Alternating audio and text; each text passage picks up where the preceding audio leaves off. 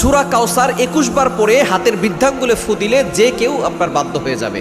যদি আপনি কাউকে বাধ্য করতে চান হালালভাবে, তাহলে আপনি সূরা কাউসার আমলটা করতে পারেন। সূরা কাউসারের ভিতরে কিন্তু অনেক ফজিলত রয়েছে।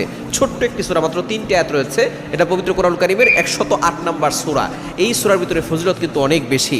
কেননা আমরা অনেক সময় মানুষকে বাধ্য করতে চাই। আপনি আপনার স্ত্রীকে বাধ্য করতে চাচ্ছেন, অথবা স্ত্রী কোনো স্বামীকে বাধ্য করতে চাচ্ছে, অথবা বাবা মা সন্তানকে বাধ্য করতে চাচ্ছে, আপনি সূরা কাউসার আমলটা করতে পারবেন।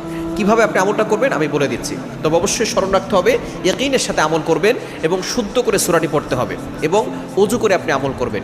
এবং অবশ্যই সতর্ক থাকবেন যাতে করে আপনি হারাম কোনো কাজ না করেন। অনেক সময় দেখা যাচ্ছে বয়ফ্রেন্ড গার্লফ্রেন্ডে বাধ্য করার জন্য এই ধরনের কাজ করে।